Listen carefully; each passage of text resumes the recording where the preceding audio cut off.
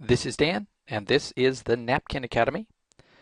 Today's lesson is going to be about visual thinking process step number 2, seeing, otherwise known as pattern recognition and the blank ways we see.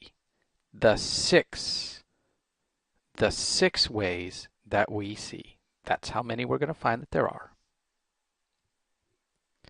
So the way I want to think about this, let's put ourselves in a little allegorical situation, and let's imagine that we are a happy little deer, and we're standing by the side of the road, happily crunching on, I don't know, whatever it is that deer eat. And all of a sudden, along the road comes this noisy, flashing, loud, roaring, tearing thing coming right at us. What do? We panic. Duh! We become the deer in the headlights, and we get mowed down. The issue is we can't solve a problem that overwhelms our senses. We can't solve a problem that overwhelms us. We become like the deer in the headlights when we see a big, scary problem coming at us, and that's what we don't want to have happen. And what we need to learn to do is to be able to very quickly see, recognize the patterns of what is coming at us so that it doesn't knock us down. You know, we don't have to be a deer to imagine how this works. I don't know if you've ever purchased something from IKEA. You know, it's wonderful. IKEA has all these great modular pieces of furniture, and you go into the huge IKEA mega store, and inside they have a showroom where they have lots of assembled pieces. It's IKEA, and they have lots of boxes on the bottom floor. Is where they have all the boxes. And what you do is you go into the top floor and you see what you want to buy, and then you move to the bottom floor, and that's where they have all these boxes stacked up. And so you were up on the showroom and you saw this beautiful shelf.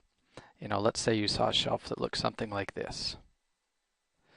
It's a cabinet is what it is. It's got 2 doors on the bottom, and then it's got a couple of shelves up here, and you really like that, and you can imagine that very, very well sitting in your bedroom. You think, that's what I want. So you go into IKEA and you go and you buy the box, and you're very, very happy because you're looking at that lovely picture on the box, and you are perfectly well imagining how lovely that thing is going to look in your bedroom. And then what happens? And then you open the box, and what do you see? You see a bunch of pieces. You see a bunch of things that are undifferentiated, that are just in a big pile. You know, and there's some big pieces, and there's some little pieces, and there's some metal railing, and then there's this bag that's full of all kinds of funny little nuts and bolts, and then there's this crazy little wrench thing, and usually there's some other kind of a tool. And you're thinking, wait a minute, I'm not happy about this. I'm overwhelmed. This is not what I had expected. I'm not seeing here what I had wanted to. And I hope you're getting the parallel along with this, that this is exactly what happens with most business problems. We begin with an idea of what we think we're facing, and we begin with an idea of what we think a solution is going to look like. But then we start drilling down into all of the pieces, into the finances, and into the people, and into the change management, and into the marketing issues and the manufacturing issues, and name it, and before long, what we had thought was a pretty clear and straightforward problem now looks something like this. Well, back to our IKEA analogy. What is the first thing that we can actually do? Well, you know what I do, and this is exactly what I'm going to recommend we do for all problem solving, is I don't let that thing overwhelm me. I do not become the deer in the headlights. What I do is I look for the patterns among those pieces, and I do that by sorting, and I do that by clumping. And what I'm doing is I'm trying to recognize the pieces and the shapes And what do they have in common? So that I can stack them up and I can say, well, over here I'm going to put all of my big pieces. And over here I'm going to stack all of the smaller pieces. And over here I'm going to put all of those railing things. And over here I'm going to put all those angly things. And then I'm going to take and lay out, here's all the little screws. And here are all the little bolts. And here's the little tool. And all of the sudden, once again, I'm feeling happy. I have not solved the problem. I haven't yet built the cabinet. The cabinet still remains a bit of a dream. But now, at least based on the pieces that I'm seeing, I can imagine how I'm going to build that cabinet. All right, that's a little bit theoretical, maybe a little bit metaphysical, but the reality of it is that the way we make our way through the world and do not become overwhelmed like that deer in the headlights is that we are exceptionally good as people at pattern recognition. We are the best at recognizing patterns. That's why so much of our visual processing has been dedicated to vision. I mean, let's face it, the pattern recognition could be pretty simple. I could see that I'm looking at stripes, or I can look at something else and see that I'm looking at a plaid, or I can look at something else and I can see that I'm looking at spots. And my mind is going to be able to do different things with recognizing those different kinds of patterns. Part of the reason that I'm so good at pattern recognition is because our vision system has evolved over millions and millions of years to allow us to effectively see the world around us. Now, the reality for us is that our world is three-dimensional. So if I was to try to represent schematically the space in which we live, it would look like a three-dimensional box. And we know at all times, as long as our eyes are open, where we are standing within that box. And the reason that we can do that is because our vision system has evolved to follow and understand a particular coordinate system. And if you don't remember what a coordinate system is, go back and look at the lesson on looking part number 2.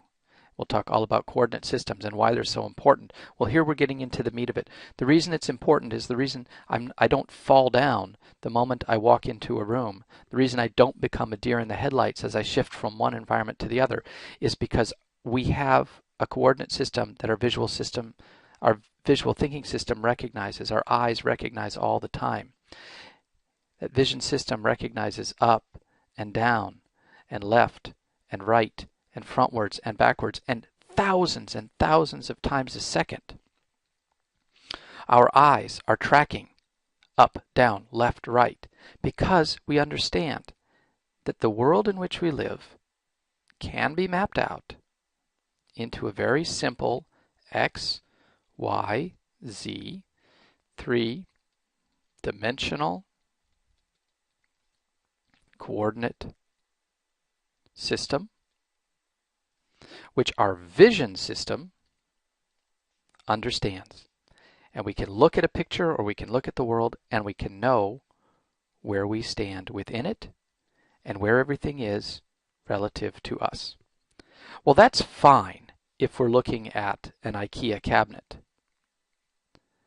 That's fine if we're looking at a three-dimensional space. That's fine if we're looking at a couple of squares and wheels that make up a car. But what happens if we're looking at an idea?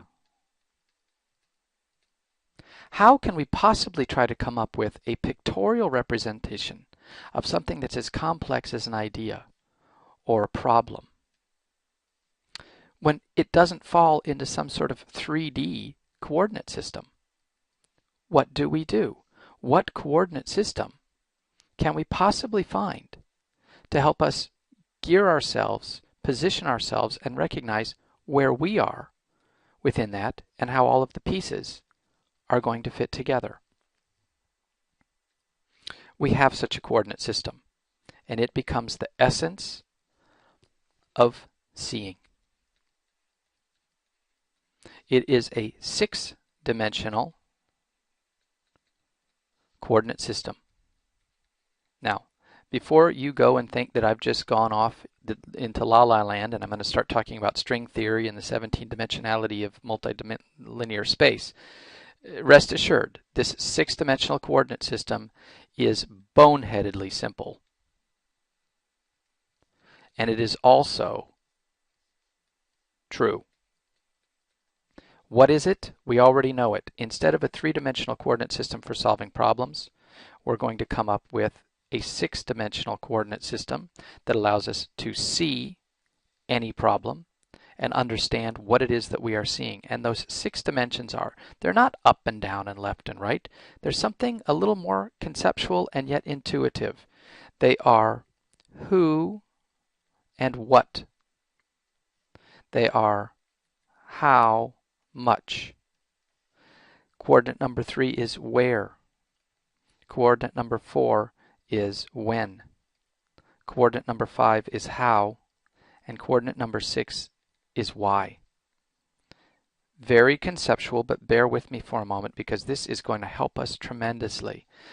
What I mean by this is when we look at a big, scary, hairy problem, the way our vision system has evolved to understand that, believe it or not, is to break that problem up into 6 different discrete types of visual information which map directly to who and what. Who are the players? What are the pieces? How much? How many of them are there? Are there lots of them or are there few of them?